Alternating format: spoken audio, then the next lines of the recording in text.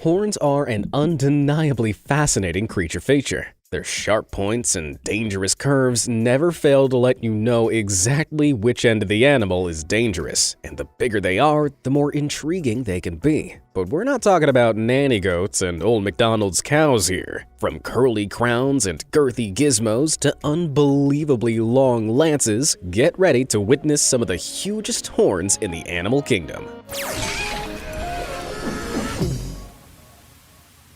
Stunning SAIGA. Native to the dusty plains of Kazakhstan, Russia, Mongolia, and occasionally Uzbekistan when they migrate, the SAIGA is an utterly bizarre and delightful-looking subspecies of antelope. And at first glance, the only thing that outshines those wonderfully weird horns is that fleshy, double-barreled nose. They use this wobbly snout to filter out dust from the air during the dry summers and warm up cold air before it enters their lungs in the winter. But it's those strange, almost carrot-shaped horns, which only the males have, that really make them stand out. These can reach a huge 15 inches long, making them about the same height as a bowling pin. Sadly, these unique horns have made the males of this species a huge target for poachers. Although they've been hunted for centuries, the males have been relentlessly poached in recent years. And with so few males left in the wild, the SAIGA's birth rates have drastically dropped, leaving the species critically endangered. But what is it about their horns that makes them so alluring to poachers? Well, astoundingly, a single pair can be sold for a whopping $1,000 on the black market. Often, they're shaved up and used in traditional Asian medicines to treat common ailments like fevers and sore throats. I mean, what's so wrong with popping a couple of Nurofen? Anyway, when they're not being ground into dust, SAIGA use their horns for rutting. This is when males fight for the right to breed with the females, although it often comes with some lethal consequences. A fatal 50 to 70% of challengers perish during these fights, leaving the winner surrounded by dozens of adoring does. And I thought I had a hard time trying to get a girlfriend. Yikes! Spectacular scimitar-horned oryx. You might never have seen or even heard of the scimitar-horned oryx before now, but that's not because you missed some kind of memo. It's because they're almost extinct. This species of large antelope is native to the borders of the Sahara Desert and has a distinctively straight set of horns that, like their name suggests, resemble sharp scimitar blades. Even though it stands at an average of just 3.3 feet high, its huge horns can reach almost 4 feet long. They grow without any major curls straight out of the back of their skulls, which is something the ancient Egyptians took advantage of around 5,000 years ago. You see, the scimitar-horned oryx were once domesticated by these ancient rulers, who would bind the oryx's horns together so that they'd grow and intertwine into a single horn. I guess that would have made them look a bit like unicorns, right? Well, brace yourself for this. Experts believe that this is where the origins of the common unicorn myth really began. Like building the pyramids wasn't enough. Sadly, its magical-looking horns are also the reason why the scimitar-horned oryx almost became as non-existent as the unicorn. Poachers looking to sell those handsome horns gradually picked them off one by one until they were all but extinct in the wild by the year 2000. Fortunately, around 10,000 of them were saved through hunting-driven conservation ranges in Texas, as well as many more in zoos and reserves around the world. With any luck, over the next few years, we might see this African unicorn make a magical return to the wild. But you know, you can help save the scimitar-horned oryx. Yes, you! All you have to do is hit those like and subscribe buttons, and you'll be helping raise awareness of the plight of this real-life unicorn. Although it's not just them that need your help. So hit those buttons now if you ever want a chance of seeing more of these brilliantly horned beasts in the wild. Amazing marker goats.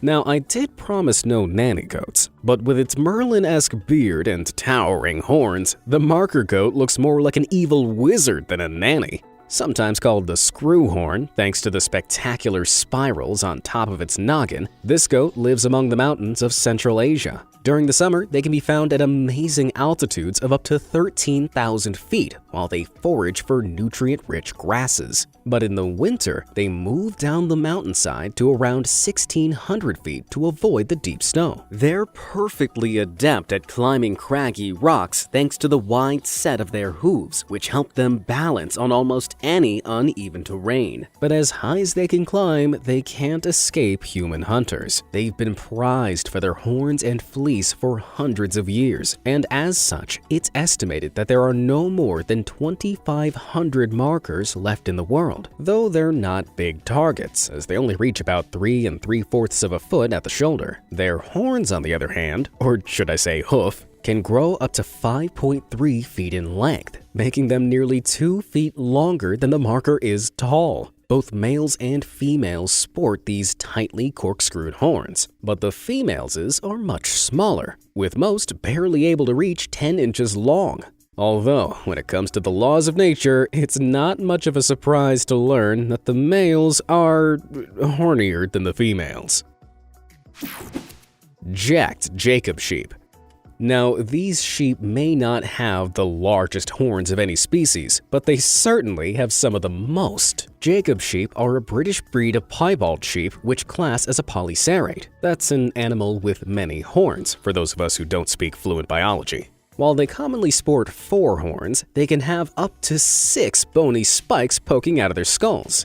And that's not by mistake. This now domestic breed of sheep comes from a primitive and prehistoric sheep breed, which have dominant genes when it comes down to the horns. This means 4-horned rams and ewes are more likely to produce 4-horned lambs, even if their mate doesn't also have 4. But if this gene is so dominant, why don't all the sheep we see have some kind of 4-horned crown? That comes down mainly to farming practices. For many farmers, keeping sheep with 4 ramming weapons strapped to their heads, which can each measure up to 2 feet long, would be a nightmare to wrangle. As such, this 4-horned fiend is less common, but is still arguably 4 times more badass than any other sheep. Brilliant bighorn sheep.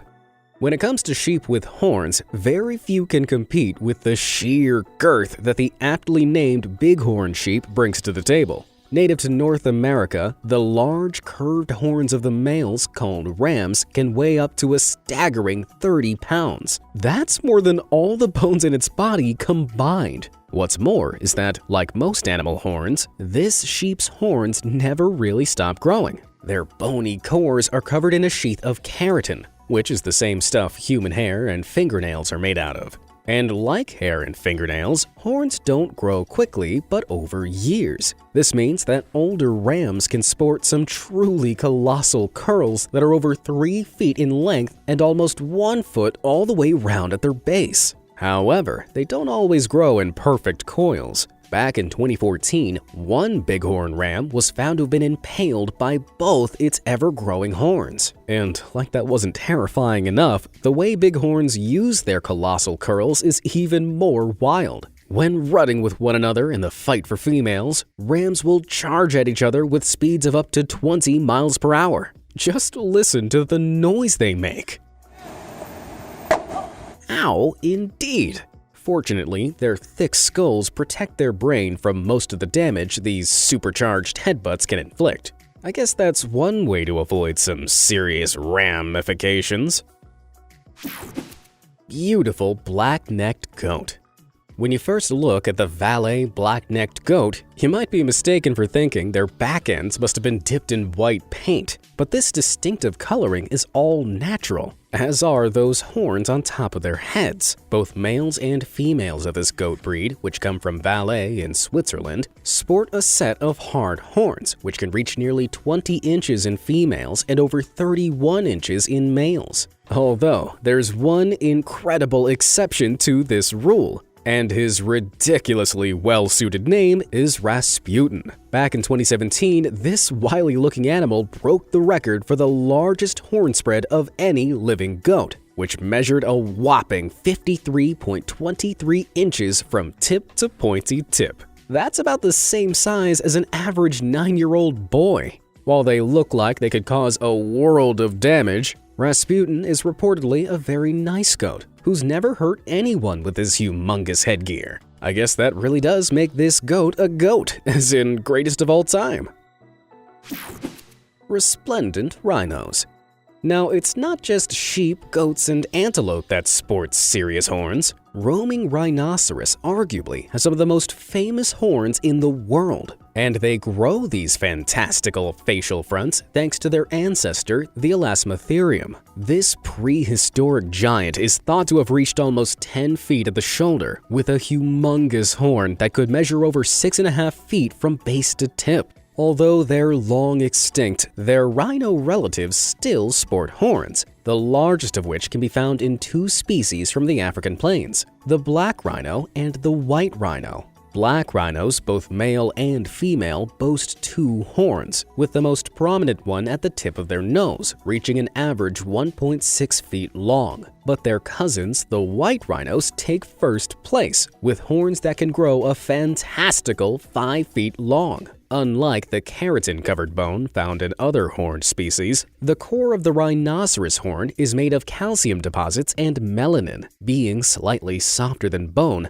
the horn gets its curved shape when the rhino rubs it against the ground. Though when they're not busy molding them, they use their horns to defend their territory, forage for food, and even dig up water. But sadly, their huge horns also make them huge targets for poachers. For hundreds of years, rhino horns have baselessly been thought to contain aphrodisiac powders, and ruthlessly lusty humans will pay anything to get their hands on them. Just 1 pound of horn can be sold for a staggering $3,000 on the black market. And with a male rhino, known as a bull, carrying an average of 22 pounds of horn, this makes them very valuable targets indeed. But this greed has pushed the black rhino population to critical endangerment, with white rhinos also near threatened. To save them from being killed just for their horns, some conservationists, like these in Pinda Reserve, South Africa, have taken to removing their rhinos' horns entirely. Using a huge chainsaw, they cut through both the tranquilized rhino's horns at the base before covering the sites with a protective layer of tar. It'll undoubtedly have saved the life of this rhino from problematic poachers, but doesn't this kind of extreme just break your heart?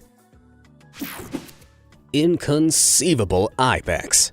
The brilliant, backwards curling horns of the IBEX mountain goats are impossible not to gawk at. These colossal curves are shared by 7 different types of ibex, all of which sit under the Capra genus, the same as the markhor goats. And just like the markhor, these nimble creatures are adept at clambering over the steep, rocky terrains of mountains all over the world. But unlike the markhor's wide hooves, ibex hooves have sharp edges and bowl-shaped undersides that act like suction cups to help them grip the sides of the cliff. Some, like the alpine ibex, are so adept that they can even climb up near vertical structures like dams to graze on essential salts and nutrient-rich lichens. And that's made even more impressive when you learn that it's on these impossibly steep slopes that the male ibex lock horns and fight for the right to breed with the females.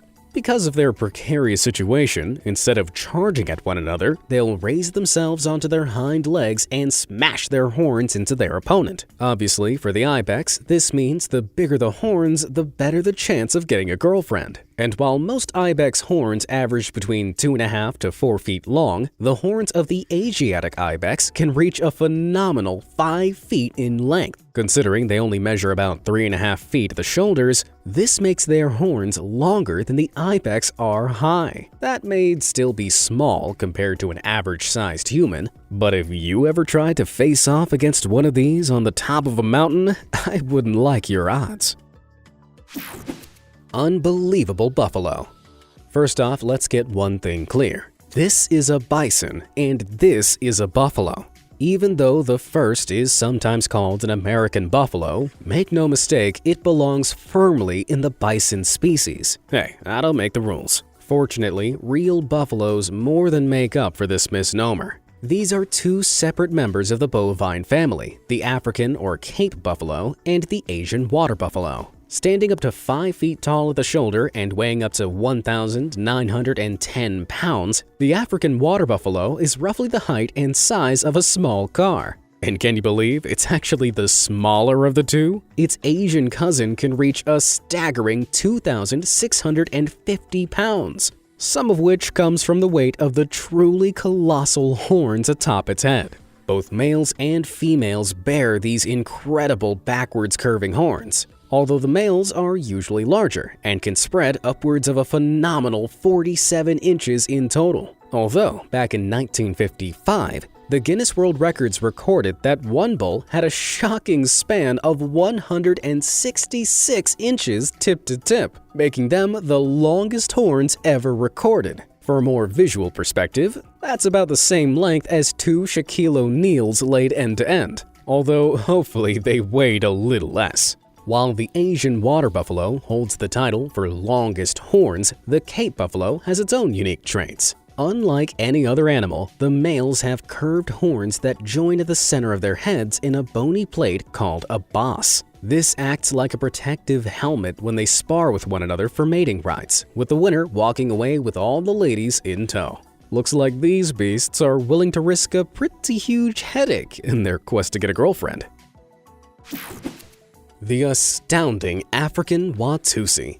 Just about everyone knows that when it comes to cows, if you mess with the bull, you get the horns. But despite the utterly immense size of the African Watusi's horns, you won't have to worry about this bull being all that aggressive. These incredible creatures are a domesticated breed of cattle that sometimes act more like dogs than they do cows. One, named Oliver from Humble, Texas, is particularly fond of getting pats like a hilariously oversized Labrador. He's particularly fond of having the back of his head scratched, as it's one of the places on his body his huge horns prevent him from reaching. But how come the horns of these wonderful Watusi are so huge in the first place? While the bulls occasionally use them to spar with other males and the females use them to help defend their calves, they're more than just unwieldy weapons. You see, these horns don't just contain solid bone, but a matrix of epithelium, which is a kind of membrane tissue. This is lined with blood vessels which constantly circulate the Watusi's blood and disperse a lot of its excess heat. In their native African climates, which have summers that can reach a roasting 120 degrees Fahrenheit,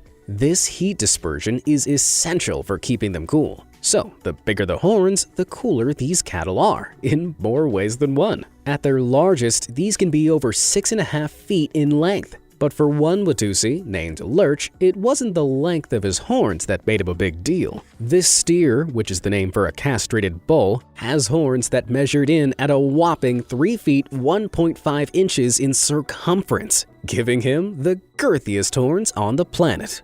Well, I guess this means it's not always about length after all. The tremendous Texas Longhorn.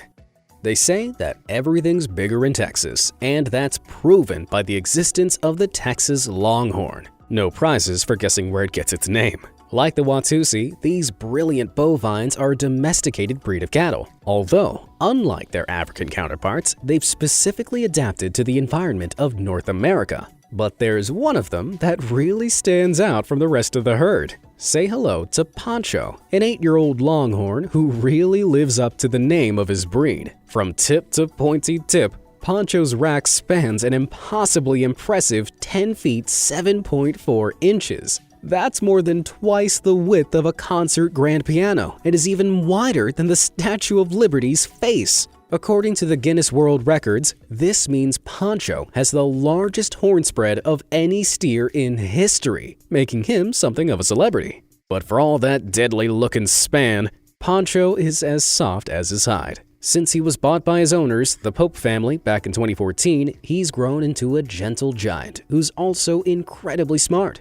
Over the years, he's learned exactly where the tips of his horns are, and maneuvers around the trees on his farm by tipping his head. And I bet he comes in handy should his owners ever want to hold a local limbo competition. Abnormal antlers. Now, horns aren't the only fancy headdresses in the animal kingdom. Antlers are a kind of paired, branched structure that also develop on top of a creature's cranium. But where a horn has an outer layer made up entirely of keratin, antlers are made almost completely out of bone. As they develop, the antlers are protected by a soft, hair-like covering known as velvet, which is comprised of blood vessels and nerves. Then, as a result of hormonal and environmental changes, the growing, spongy bone of the new antler begins to harden and thicken.